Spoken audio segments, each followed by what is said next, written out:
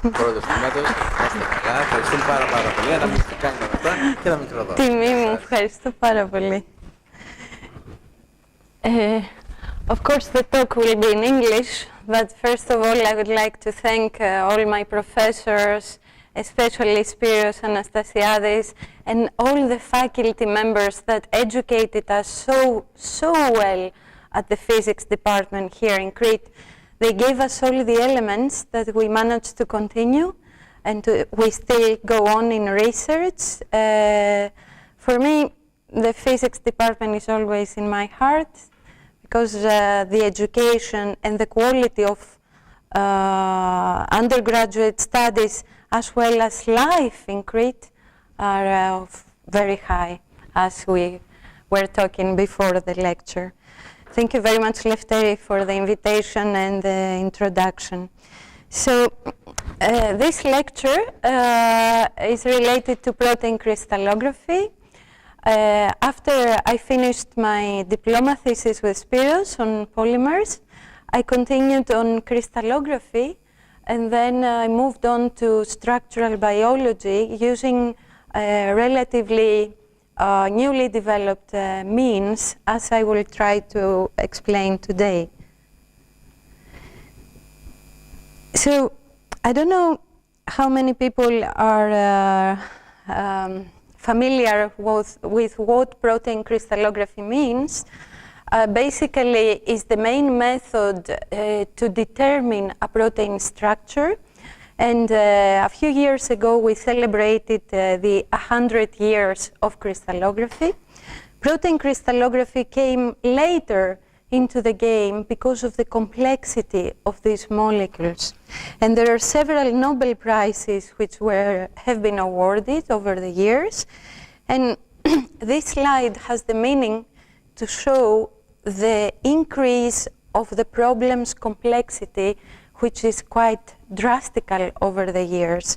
So one of the first Nobel Prizes has been awarded in 1949 for the structure of penicillin. Then another Nobel Prize was awarded in 1953 for the structure of DNA, whale myoglobin, insulin by Dorothy Hodgkin, and today I'm going to show a few results on human insulin.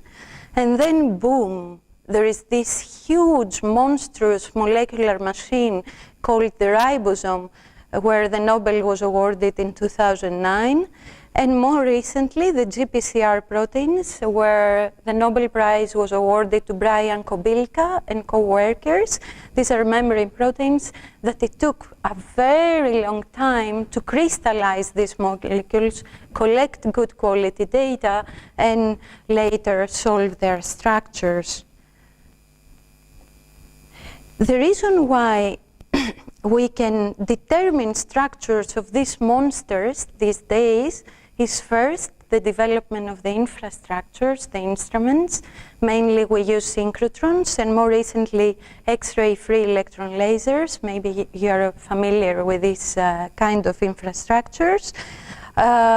The development of algorithms, analytical algorithms, and also more developed techniques for crystallizing proteins, because proteins in nature do not like to be in crystalline forms. They like to be flexible and to swim in solution. So crystallization of biological macromolecules is the first bottleneck that one needs to overcome in order to determine a protein structure. So X-ray diffraction is our experimental technique, and diffraction is a physical phenomenon. We use X-rays because they have wavelengths close to the dimension of an atom, and this is exactly what we are looking for, to identify the positions of thousands of atoms in space. So X-rays have wavelengths close to 1 angstrom, and this is why we cannot work with visible light, etc. We need X-rays. And when we have diffraction, when Bragg's law is satisfied. So you see here Bragg's law, 2d sinus theta equals lambda. And first, I need to explain that we need a crystalline material. A crystal means that the atoms or molecules need to be positioned at periodical positions in the crystalline lattice on crystallographic planes, as those that you see here. So imagine that these are molecules in our case. So the X-rays hit the molecules. The photons of the X-rays interact with the electrons of the molecules, of the atoms consisting the molecules. And we have diffraction signal only if this difference in the path that this X-ray beam has to travel more than this X-ray beam, this part, is equal to an integer multiple of the wavelength. So in this case, this law is satisfied, and the diffracted beams are in a constructive interference, which means that diffraction signal can be detected. If this difference is not an integer multiple of the wavelength, then the diffracted beams are not in phase. We have destructive interference, and therefore no diffracted signal can be detected. So in order to have diffraction signal, we need to have a crystal with strict periodicity, and we need to have satisfaction of the Bragg's law, basically. These are only the basics of diffraction. Another element, introductory, is that if we have a single crystal as our sample, the X-ray passes through the crystal and the diffracted beam is detected on an area detector. The signal looks like this. We have diffraction spots. Based on their positions, we extract the symmetry of the crystal lattice. Basically, we extract what we say in crystallography space group, point group, and the positions of the molecule in the crystal lattice, basically. This is done only from the positions of the diffraction spots, and from the intensities of the diffraction spots, we compute electron density maps, and based on these maps, we can identify the precise positions of the atoms in the real space. If our sample is not one crystal, this technique is called single crystal X-ray diffraction. If our sample consists of hundreds of crystals, of thousands of crystals randomly oriented, we don't detect diffraction spots, but homogeneous diffraction rings, simply because the diffraction signal is uniformly distributed around the 2 theta diffracting angle. But it's exactly the same story. We then need to integrate the intensities of these rings in order to obtain profiles like this. On the vertical axis, we have the intensity, diffracting intensity, counts per second. On the horizontal axis, we have the diffraction angle, 2 theta, and we analyze diffraction peaks. So in the first case, you need a good quality single crystal. In the second, you can work with nanocrystalline precipitates of very low quality, and the technique is called powder diffraction. So I work with the development of powder diffraction in order to extract structural information of proteins. And I was introduced in this project in 2003, so it's been 15 years that we've been developing these methods by now, in order to cover an area which was previously unexplored. Which area is this area? When a protein sample is amorphous, it looks like this. It's like the molecules aggregate, and you have what we call nuclei. There is no crystal lattice, so you cannot apply diffraction. What you can do is study a protein structure via NMR, SAX, SANS, or cryo-EM. When you have a good quality single crystal sizes of approximately 10 microns, you can use the single crystal diffraction method, and in fact this method provides the high resolution models that are available to date. But there was no method to study samples like this, which are nanocrystalline precipitates with crystal sizes between 100 nanometers and 10 microns. And this area is very interesting in structural biology because many proteins like to form these nanocrystalline precipitates.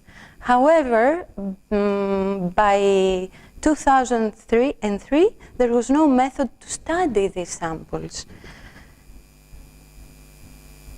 And we started developing the powder diffraction technique in order to cover this gap, to our view at least. To date, I chose a few examples to show you how we create our samples and how we collect our data and how we analyze them. So, apart from nanocrystalline proteins, you can, in a typical protein crystallization experiment, you may observe needles forming very easily, like these ones, or these ones, or these ones. And these needles, although they are visible, they're very hard to isolate one for a single crystal experiment, or they are very fragile.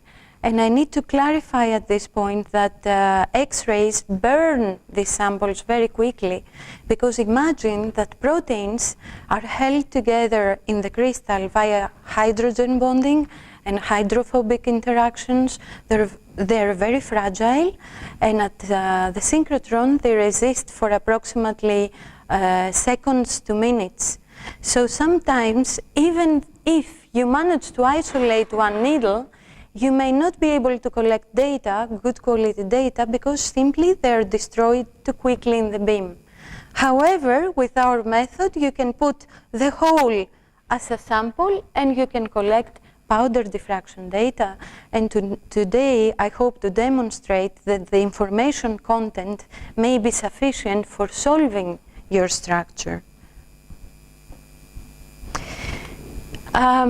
Simply to remind to people that are unfamiliar with protein crystallography, of course we don't work with native proteins, we express them in bacteria, usually E. coli, and then we need to purify the specific and isolate the specific protein we need to study via liquid chromatography.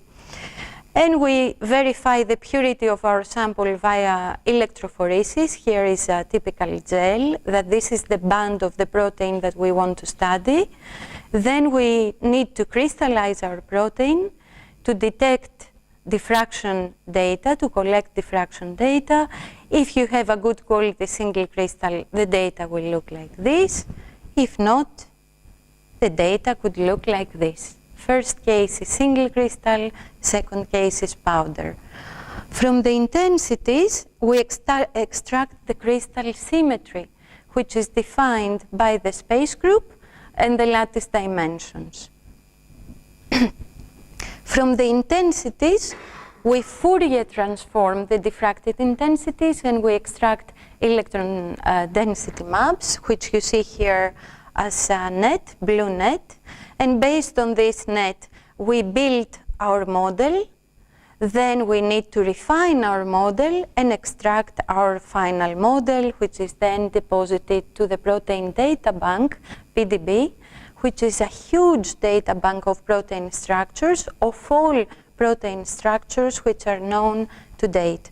And thank God, over the years, this database is free of charge, so anybody can download a known protein structural model. The advantages of our method, which I will be calling it as XRPD, X-ray powder diffraction from now on, is that we can study microcrystalline or nanocrystalline or even twin samples. We can go very quickly because we don't spend time in forming a very good quality sample, and this is referred as high throughput crystal screening. I'm going to demonstrate a few examples how we can determine structures of proteins at various crystallization conditions. In structural biology, in the past, people were reporting the structure of the protein under specific crystallization conditions. However, because proteins in nature are not crystalline usually, the specific crystallization conditions might not reflect the native environment. And there was always this question mark, is your structure close to the native structure of the molecule? So our approach is to determine the structure of the same protein molecule at different crystallization conditions in order to see how a molecule changes with varying its environment, pH, humidity, temperature, and so on. And the technique is very, very useful for doing exactly that, screening different crystallization conditions. We started studying in situ processes such as chemical reactions, and I'm going to show very recent results on that. And of course, for forming a low-quality precipitate, you need less chemicals. And this is good, especially for structure-based drug design, because in a drug, you need to avoid using toxic ingredients. Okay? That's very important for the pharmaceutical industry.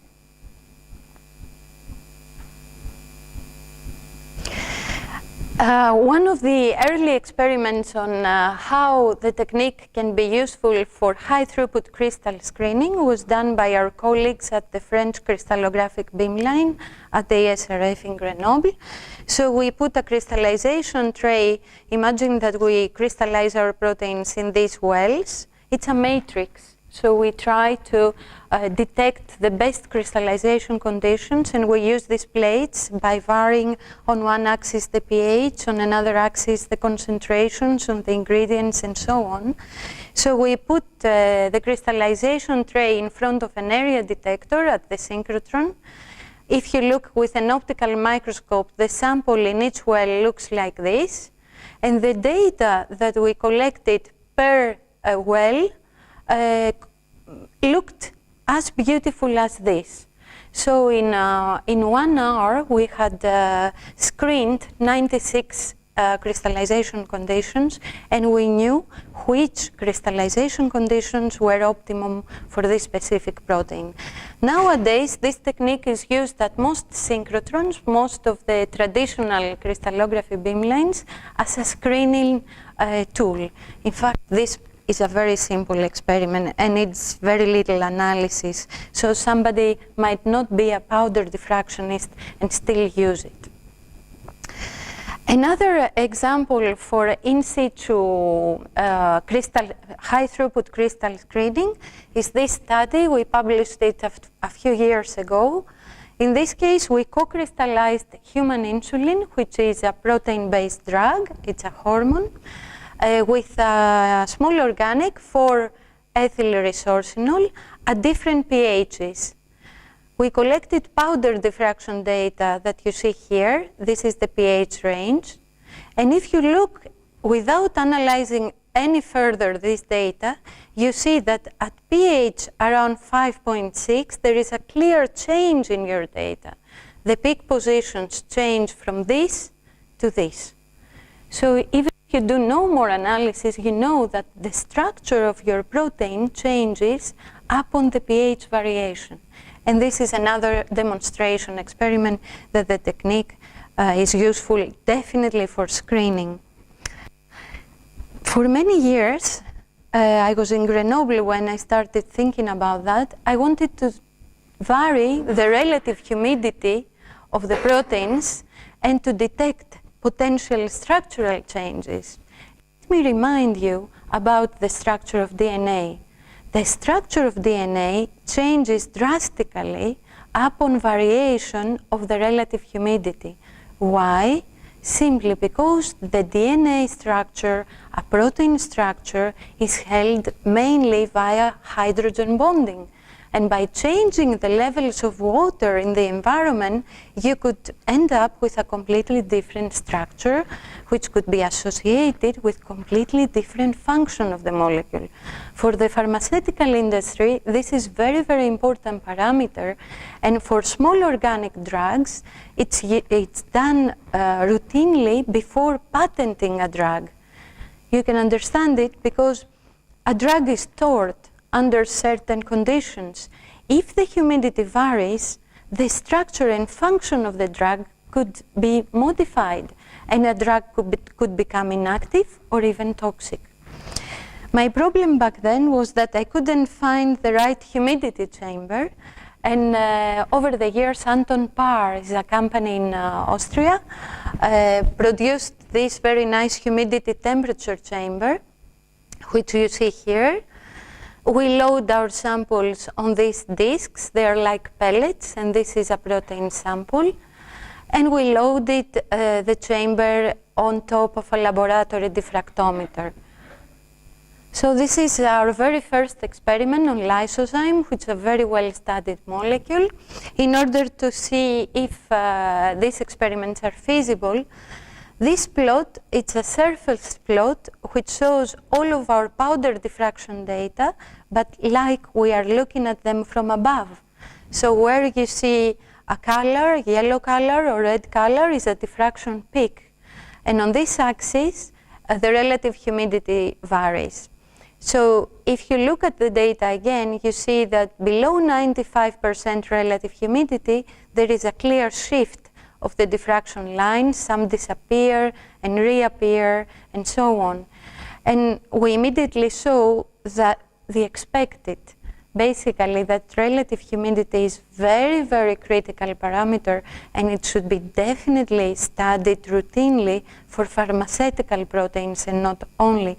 Since then, we've done another 100 experiments, and we've observed drastical changes of even very well-studied proteins. And to my mind, this is an axis that is going to have a long future for our research.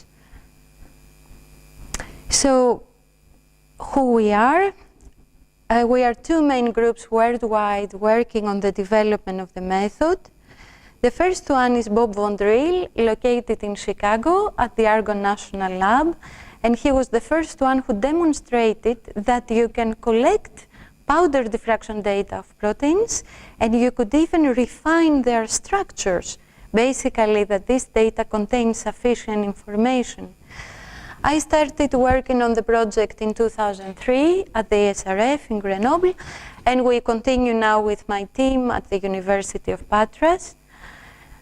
I'm happy to say that my team, that you see some of the members here, expands, and it consists of both physicists and biologists, and more recently material scientists and chemists and mathematicians, simply because it's an interdisciplinary area. So every scientific background is very useful for us. Some of us work on the development of the method, some of us express and purify proteins and crystallize, other people work on the development of algorithms.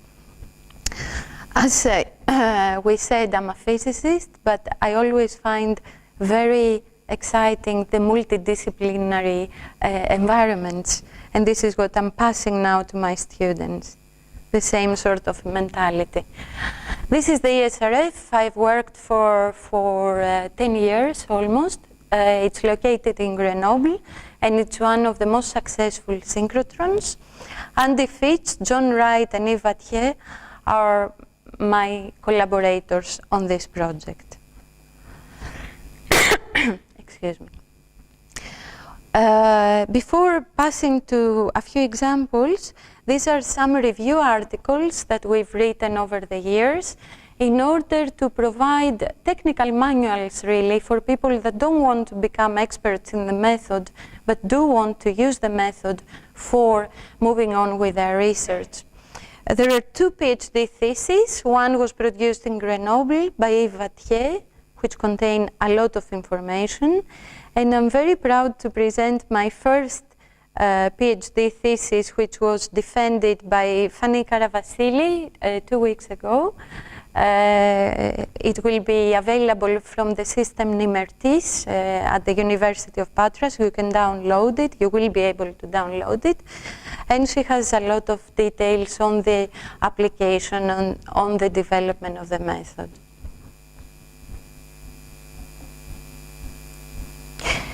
Regarding protein crystallization, we use phase diagrams. On the vertical axis, there is the protein concentration. On the horizontal axis, there is the precipitant concentration. So basically, we add in a solution the protein and something to cause nucleation of the protein, aggregation of the protein. And this something is usually a salt. We could introduce organic polymers and other ingredients in order to initiate the aggregation and further on the crystallization. One of the reasons why protein crystallization is not easy is because the solubility curve that you see here as red is protein specific. So you basically don't know, when you start working with a new protein, you don't know where the solubility curve is. So you are trying to find it by shifting the two concentrations, the protein, the precipitant, and usually the pH and other parameters. Below this curve, it's the undersaturated area. Above this curve is the supersaturated area, which consists of the metastable, labile, and precipitation zone, and we often start working at this limit of the precipitation zone.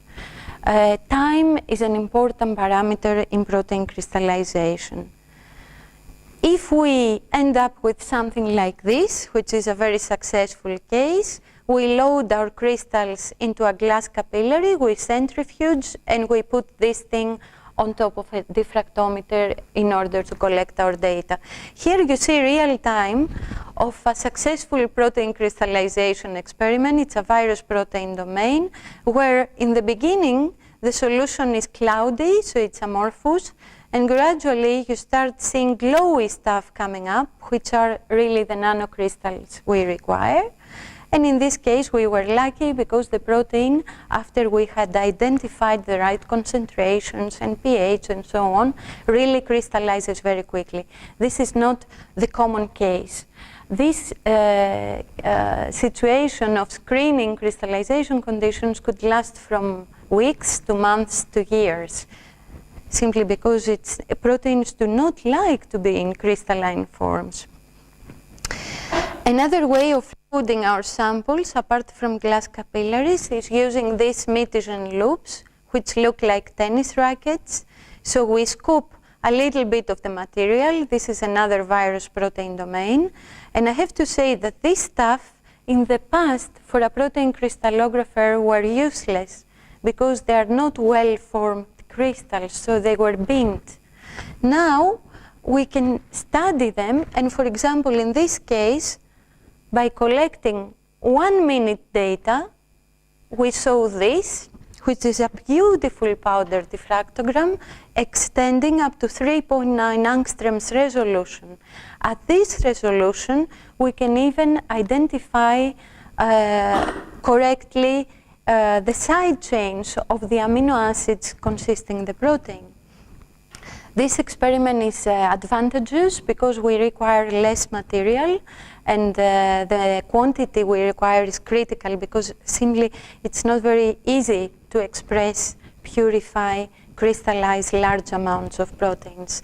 So in this case, we used 5 microliters of a very badly crystalline protein domain, and by doing this experiment, at this resolution, we have a preliminary structural model that you see here.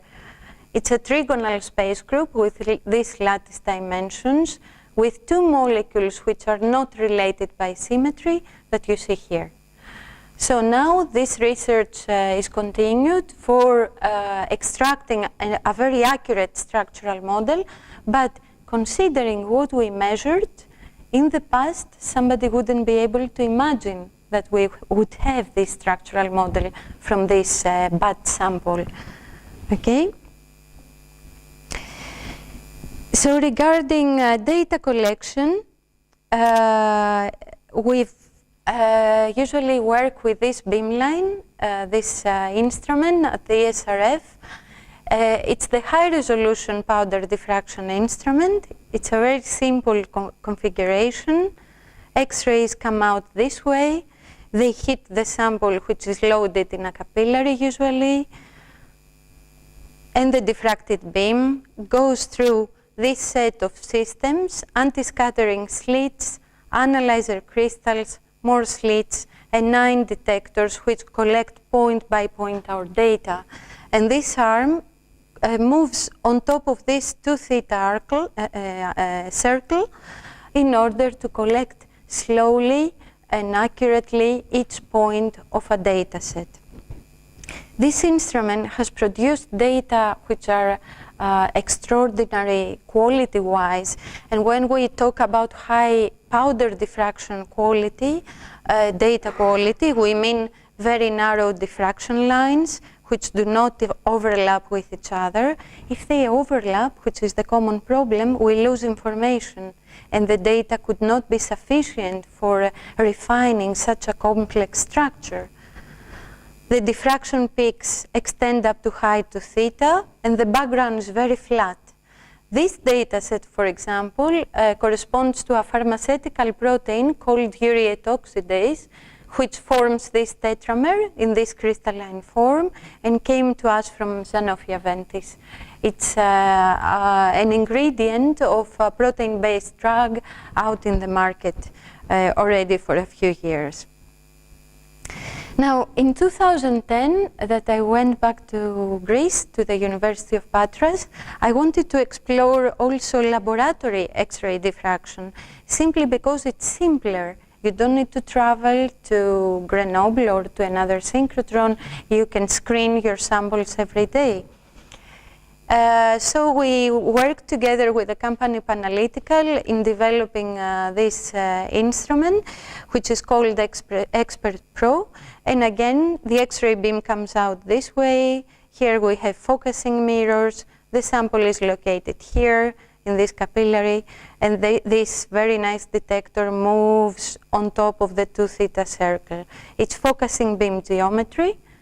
And although in the past we thought that we wouldn't be able to collect anything, we know now that we can collect lower quality data than at the synchrotron, but still the data contain very important information. If you see here, this is an insulin data set. The peaks are broader, which means they overlap, but the counting statistics is higher.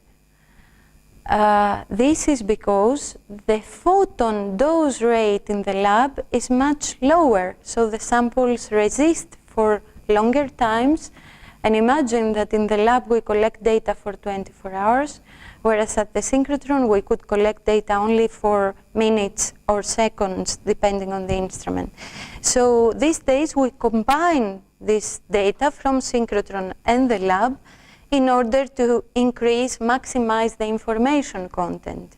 We combine the high angular resolution of the synchrotron, which means the very low peak width, with the high counting statistics of the lab. This is an overplot of a laboratory data set of the same sample, red line, and the synchrotron data set. For example, see here. From the synchrotron, we can distinguish 1, 2, 3 peaks. From the lab, all these are overlap. So basically, by combining the two, you combine the advantages of the synchrotron and the laboratory, and you maximize the resolution of your data. And this is the common approach that we use these days in order to solve protein structures. So after 15 years of developments, we know now that the technique is very easy to use for quality control of protein-based drugs. And today, I'm going to show a couple of examples for how we do polymorph identification, how we refine structures, and how we identify ligands in protein structures. Since 2007, we started collaborating with Novo Nordisk on insulin, because insulin is one of the very few proteins which in our pancreas is in crystalline form. It's not amorphous. And the drugs, the insulin-based drugs, are also crystalline. So in the beginning, they wanted to collaborate with us in order to screen many insulin-based drugs. And in the future, we started getting more and more ideas on how to produce improved microcrystalline drugs. To remind a few basic things about insulin, insulin is a hormone regulating blood glucose and is essential for people suffering from diabetes. Diabetes is considered as an epidemic these days. And although there are many crystallization conditions, it crystallizes very easily. The critical point is to know in which form the hormone crystallizes at specific conditions, because it's very highly polymorphic. Insulin is a small hormone. It contains these two amino acid chains, chain A, 21 amino acids, and chain B, 30. And the very first structures which Dorothy Hodgkin solved are these three. They're hexameric conformations. And according to the crystallization conditions, we have the T6 form, where this part of the beta chain shown in red has this conformation, extended conformation is called. The R6, where the same part of the beta chain has the helical conformation, and there is an intermediate form where imagine that 3 monomers have extended and helical, and 3 monomers have only the extended form. The 3 forms have different activity. And as a physicist, when I was introduced in biology, I found extraordinary how a detail in the molecular conformation can have such a dramatic effect on the molecule's activity. Even an amino acid conformational change can play a very important role on how the molecule acts and interacts. So this is exactly what I find very interesting in biology. So regarding insulin, we know some of the drugs which are out in the market are shown in this column, Detemir, Ultralent, Novomix, etc. And each of these drugs corresponds to a different form of insulin. They are microcrystalline drugs. Our goal was to screen many crystalline forms, test their activity, and if we could, to identify new, better forms with better pharmacokinetical characteristics. One of the many examples that we have worked on over the years is this one. We co-crystallized human insulin with 2 ligands, M-cresol and 4-nitrophenol. And why we selected this? Phenol is a very common antibacterial agent, is used in many drugs, and over the years people saw that phenol binds on insulin, modifying its structure. So we wanted to see if ligands like this, having different ability to form hydrogen bonds, could vary in a beneficial way insulin structure, with the aim of improving the currently known pharmaceuticals. So we crystallized insulin with M-cresol at low and high pH, and with 4-nitrophenol, again at low and high pH. And before getting into diffraction or analysis or all these painful processes, you can simply look with an optical microscope. And by looking at them, you can see that these crystals possibly correspond to one of these 3 hexameric forms I showed you a minute ago, because you can simply see a 6-fold rotation axis here. But at low pH, the crystal quality was very low, so we couldn't say anything further. So we used again synchrotron and laboratory instruments to collect XRPD data. And here you see the data we collected on insulin co-crystallized with M-cresol at different pHs. These are sample codes corresponding to pH values from 5.5 to 8. And again, you can easily see that we have one set of data here with specific peak positions and another set of data here. So we knew by looking at the data that there was a structural transformation, basically, with pH. A very common method which can be applied in any type of experimental data is the principal component analysis, PCA, which is mathematical formula, an algorithm which categorizes clusters, data sets, based on their similarity. It's a very quick first stage of analysis. So in this case, we imported all of this data, and we saw that we have two families of data sets, 1, 2, verifying that we have at least two different structures. Then we continued with our analysis, and we constructed phase diagrams, one with M-cresol, another one with 4-ethyl resorcinol. And we saw that at low pH we have a monoclinic form called P21 gamma. At high pH we have the R6 and the T3R3 forms. Now, one striking thing for a physicist is that this difference between going from this molecule to this molecule changed the molecular conformation of the protein. And in the beginning, it was hard to imagine how a small organic can modify the monster, which is the protein molecule. But it can, because depending on where the ligand, the organic molecule, goes and binds, changes the intermolecular contacts, changes the surface of the protein molecule, and therefore it changes the intermolecular interaction, and furthermore the crystal lattice, which is the case here. This phase was unknown.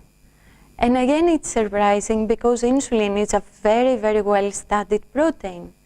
It was the first time this monoclinic form was identified, and I believe the reason behind is that the crystal quality was so low that there was no other method to identify its structure, or I don't know why. And today I'm going to show you the structural solution of this new monoclinic form. So we collected data at the synchrotron, XRPD data, and later on we managed to create a nice microcrystal, and we collected data, single crystal data at the DAISY synchrotron in Hamburg, verifying the structural model obtained from powders. So after solving and refining the structure, looks like this. We have two hexamers, not related by symmetry. In the centers of these hexamers, there are two zinc atoms which hold the hexamers together, and we have this number of protein atoms, not related by symmetry, 6 ligand sites, which you see here in magenta per hexamer, in total 12 ligand sites in the asymmetric unit. Now, the interesting thing about this form is that if we look at the crystal lattice, it's very, very well packed. We have 4 hexamers in the unit cell and 24 ligand molecules. Why this could be important for pharma industry is because we could imagine that if we provide to a patient a dose, an injection of these microcrystals containing a lot of insulin molecules, we could decrease the number of doses per day. And the life of a diabetic could be much easier because he doesn't need to take so many injections. At the moment, the pharma industry checks all the pharmacokinetics, toxicity, and so on. And here you see how these M-cresol molecules, shown in magenta, bind in hydrophobic areas on the protein surface. Here are the 6 ligand molecules as we identified them from powders and later verified from single crystals. Mainly, these ligands are held via, again, hydrogen bonds and hydrophobic interactions. Now showing another part of this phase diagram of insulin co-crystallized with phenol, resorcinol, and ethyl resorcinol with pH. See how many phase transitions, how many different structures we have observed. So insulin and most of the proteins are very, very highly polymorphic, which I already mentioned. But what I would like to emphasize here is that regarding insulin, one of the most well-studied proteins, these 2 monoclinic forms, which are different between them, the P2-1 gamma and the P2-1 alpha, were identified from powder diffraction by our team only a few years ago. And these 2 forms, C2 and C2221, monoclinic and orthorhombic forms, were identified back in 2006 and 2007 by our colleagues at Novo Nordisk.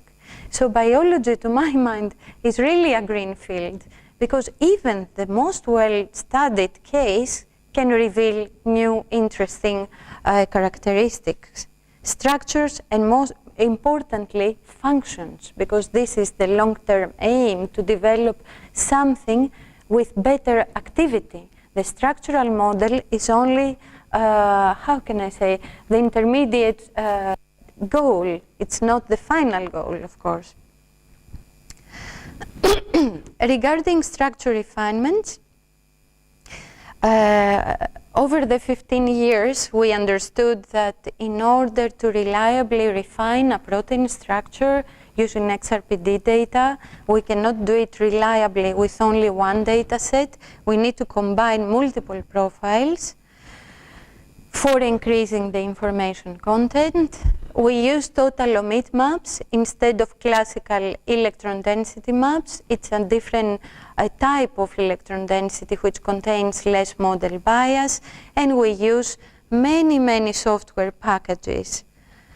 And instead of rediscovering the wheel, we combined initially software which was originally designed for powder diffraction data, software which was originally designed for single crystal, and we developed a few software packages using mainly Python, because to my mind it's the simplest programming language without needing to know much about programming.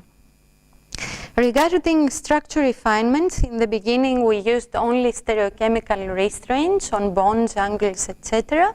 And then Bob von Drill developed the flexible rigid body approach, which is now the approach that we use for refining the structures.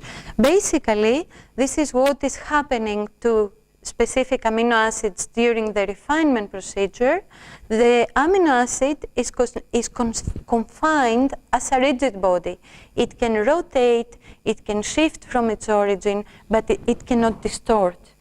And this way, we reduce the number of variables, and we manage easier and more robust structure refinements. So all of our structures that we published are refined via this approach, which is very, very much more reliable.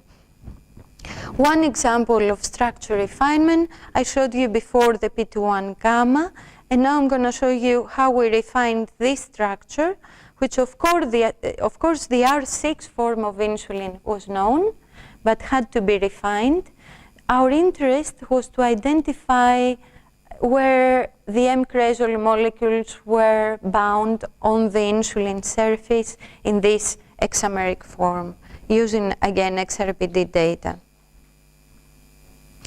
In this case, here you see the synchrotron data that we collected, And here you see the laboratory data that were collected. And if you look at these two, you see that these are uglier data, broader peaks, lower quality. However, due to the slower sample radiation damage, if we look at the height to theta portion of the data, this axis is to theta, the blue line is the laboratory data set, and the red line is the synchrotron data set. Because the sample resisted for many more hours in the beam than at the synchrotron, we managed to collect better data in the high to theta portion. Here you see that in the lab we could still detect diffraction peaks. In the synchrotron the sample was dead. And by combining synchrotron and laboratory, we could extract electron density maps, total omitt maps, which if you look at it, it approached single crystal quality levels. Oh, I don't know if you can see the video now. Probably you can't. Maybe I will try.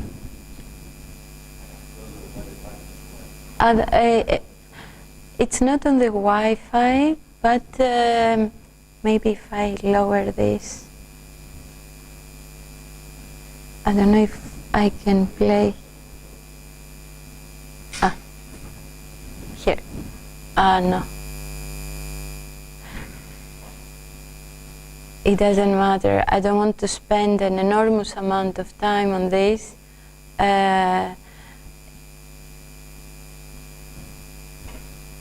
So, by combining the laboratory with synchrotron data, we managed to extend the data resolution up to 2 angstroms. The electron density was more accurate, so it allowed us to identify both the protein structure and the ligand sites. It was critical, both the combination of data sets and the flexible rigid body approach I talked about a minute ago. So this is the final model, and you see the protein as a ribon and surface. And here is where M cresol is bound on the molecule. The interesting thing is that these 3 sites shown in magenta were known, but these 2 are new from our analysis. And here you see again the model, the extracted model. The protein is shown only as surface. So it was one of the very first examples that it was demonstrated that not only protein structures can be refined from XRPD data, but also ligands can be detected. And why this is important, many drugs do not contain a protein, but the ligand, which binds on a receptor in our body and so on, like paracetamol and aspirin. And that's why ligand identification is very interesting for the development of new pharmaceuticals. These studies attracted attention because there are not so many successful examples in the literature, and some more details of this analysis can be found in the ESRF news of March 2015? Yes, 2015. It's on the ESRF's website. So, okay, finishing. We know that the technique is good enough for polymorph identification, for structure refinements with good quality data. We can even identify ligands, but one needs to be trained and very careful in interpreting electron density. But what's next? Something that other groups work on, together with my colleague Jonathan Wright at the ASRF, is the so-called multi-grain crystallography. This is an area between single crystal and powder. So basically your sample now does not contain thousands of crystals, but only a few. This is a technique which is rapidly developed at the X-ray free electron lasers, because it's an intermediate area now, which is gradually gaining grounds. You have your sample here. The X-rays are diffracted by your sample, and they use two detectors, near field, far field. The near field, which is only a few millimeters away from your sample, is used like an optical microscope. And based on the phase contrast tomography approach, you can really visualize the grains in a material, in a metal, for example. So based on the near field detector, they could identify which crystal is where in the sample in a piece of metal, for example. And this is critical because you need to identify which crystal gave which set of diffraction spots in the detector, and then analyze the far field detector data. And this technique is gaining grounds because some structures have been solved to date. And the advantage is that you don't need thousands of crystals, you just need a few low-quality crystals. It's called multi-grain crystallography, and this data correspond to a lysozyme sample. See the difference between one frame, it looks like single crystal data, 100 frames, it starts forming homogeneous rings, but they're not homogeneous. Homocentric, co-centered rings, but they're not homogeneous. They are not homogeneous because still your sample is not a powder. It's multi-crystalline sample. There are a few results which have come out from this technique to date, and there are many more which are anticipated to come out. Finally, what is very hot at the moment are the pump probe experiments. What it means, you excite your sample with a laser, for example, or by another parameter, and you try to collect at a femtosecond time scale diffraction data and try to analyze it. The femtosecond time scale was even beyond any crazy imagination a few years ago, but at more and more synchrotrons these days, this is accessible. At X-ray free electron lasers even more. And today I chose only one of the many examples in the literature. It's a study of a small organic which happened at the SRF in 16 bunch mode. What it means, it's 16 bunch means that the SRF delivers a pulse of X-rays of 70 picoseconds duration every 176 nanoseconds. There is a chopper at this beamline which allows for selecting which pulse of X-rays you will use for your experiment. You perturb your sample with a laser with synchronized pulse, and then you accumulate diffraction data. And this is the experimental configuration at ID9B, the beamline at the SRF. So basically, the X-rays come out this way. These are the X-ray pulses with duration of 70 picoseconds. They hit your sample, and the diffracted beam is collected with an area detector. At the same time, there is a laser here with pulses of 300 femtoseconds. There is a shutter, so to irradiate or not irradiate your sample, the laser irradiates the sample, photoexcites the sample, and you collect data. Basically, you synchronize X-ray and laser pulses. The incredible thing is not that. The incredible thing is the time scale, which really, it's really beyond any imagination in the past. And this was the analysis.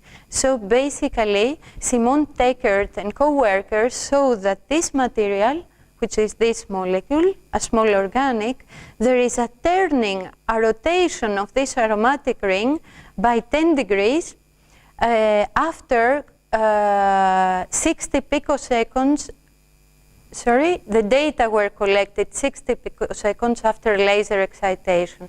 So when this material is hit by laser with this kind of pulses, and you collect your data 60 picoseconds after the laser excitation, the molecule turns. And this is an area that I want to get into, because imagine what will be happening in protein structures or ligands binding or not binding. The newly developed instruments allow for this, and I think it's a new era in the diffraction and crystallographic studies. Finishing, I would like to thank many people, my group at the University of Patras, Department of Biology, many colleagues over the years, especially Andy Fitch and Jonathan Wright, and Eva Thier at the ESRF in Grenoble, and former members. Many collaborators for offering their knowledge all around the planet, mostly from everywhere, from industrial and academic sectors. And of course, our funding, which is so difficult to get these days, but we don't lose hope. And despite the crisis, and despite that I returned to Greece in 2010, when the crisis was announced, we are still trying to do the best we can in research and in the academic sector. Thank you very much.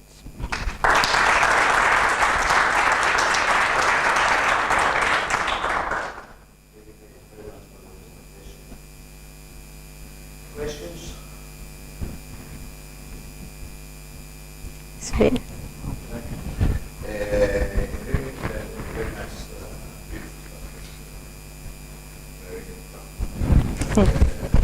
one question on these prospects that you said at the end. I can fully understand the usefulness, the abilities of the powder diffraction technique. You were in the heart of the development from the beginning of this approach. But I try to understand why one would need these strange intermediate technique. Is it when I mean the not powder, but multigrain. I would expect multicrystal.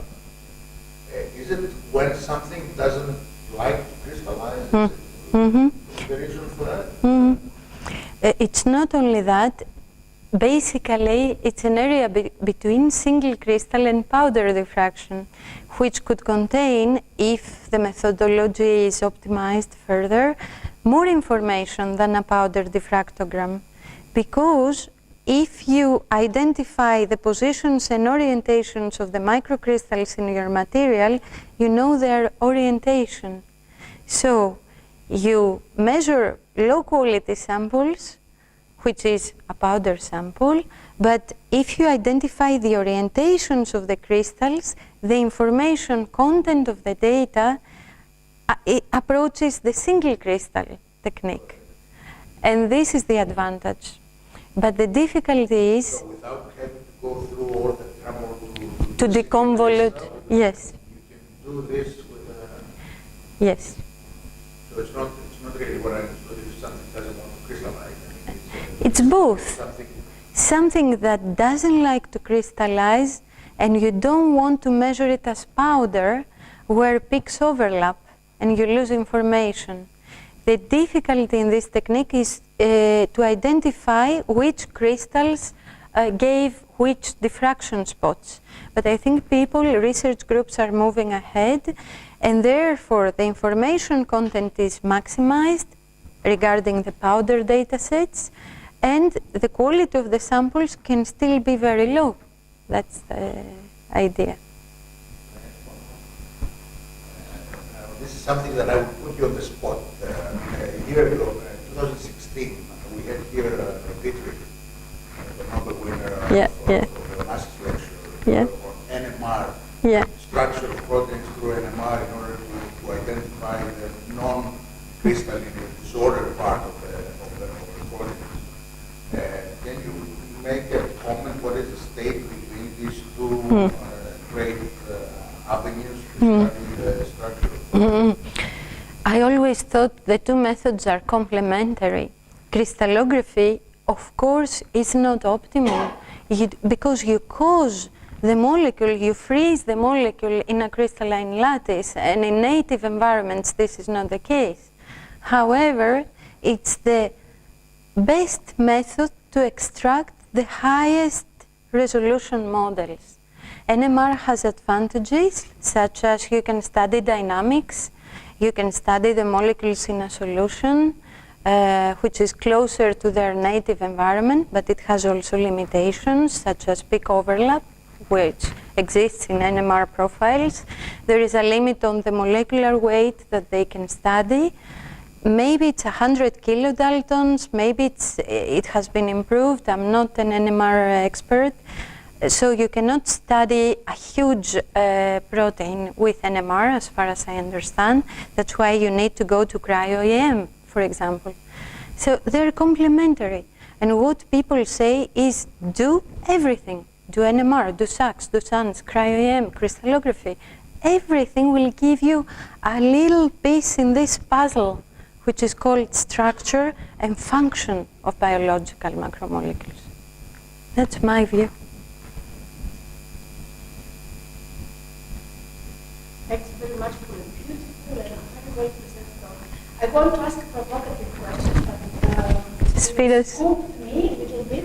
It's about cryo-EM, because in the last 6 months we had the cryo-EM structures of amyloid fibrils, Alzheimer's peptide, and the first helical filaments from the brains of Alzheimer's patients by cryo-EM at 3 to 4 angstrom resolution. Yeah. Now, the information that exists is single crystal structure of small peptides that do not make amyloid fibers very efficiently, and then the cryo-EM of the big aggregates. So do you see a place for further diffraction in between? Again, I'm going to respond in the same way. Each method has success and unsuccessful stories that we don't like to talk about. For example, electrons burn everything very quickly because electrons interact with electrons very, very much stronger. And because I'm playing a little bit with electron diffraction, the main limitation is sample resistivity in the electron beam. On the other hand, is a very good imaging technique. If you manage to collect good quality data, perfect.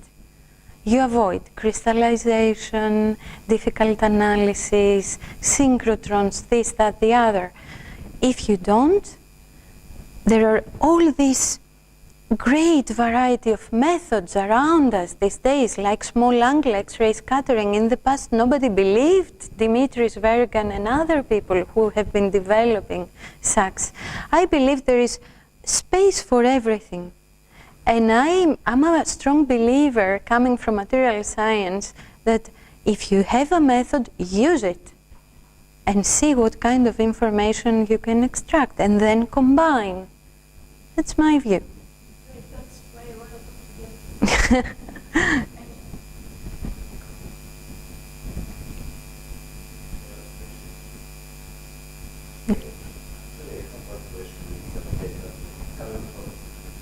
Xray diffraction is very different process of dealing with proteins, so it was surprising to see the comparison between synchronous radiation data and laboratory radiation data, where usually used to the idea that the main power of synchronous is enormous intensity. Okay? And when it comes to broadening of the case, this is my experience, this is associated with the specimen itself, not the instrument. Okay. And now I see that basically you have a laboratory instrument that can provide enough intensity, and the difference is in the resolution. That means that basically you can somehow, by modifying the resolution of the laboratory instrument, improving the resolution of the laboratory instrument, get the ability to have this kind of synchronous type of data of projects in the lab. Or why do you need to have otherwise the question is why you need to reduce the resolution so much to get this kind of data. First of all, the width of the peaks is a correlation between instrumental resolution and sample crystallinity or disorder and so on. It's both both aspects cause this peak broadening from delta functions, which would be ideal. Okay, so we've tried with focusing mirrors to improve the full width at the half maximum of the laboratory diffraction data, but again, because it's also the energy resolution of the instrument, you can not reach the synchrotron resolution. Yes, it's the energy. Yes, exactly. So the energy resolution of the synchrotron, the coherence of the beam, and so on, cannot be reached in the lab with the things we know to date. Maybe in the future it will be possible. So we use the laboratory for quick access and for high counting statistics, because you can collect data for much longer. Basically, this is these are the advantages of the lab. And in fact, the power of the laboratory instruments sometimes is sufficient for identifying polymorphs, for doing in situ processes, for doing humidity studies. You don't need the synchrotron for everything. But the synchrotron will give you the best quality data ever, to date. Exactly. Exactly. That's them. Yes. And if I have 5 seconds to say that the newer synchrotrons, not to say the free electron lasers, had as aim to further increase the photon flux. And I don't know, somewhere for example, whenever we collect synchrotron data, we already attenuate because we cannot use so many photons. But for in situ, for inorganics and so on, the dramatic intensity increase is very important. For tomography is very important. For biological macromolecules, I don't think further intensity increase is necessary. Of course, they are very sensitive materials. In crystals, in solution, the situation is even worse because nothing holds the molecule, so it's immediately burned. So you need to attenuate and collect very quickly and so on. Okay, let's thank our speaker again. Thank you.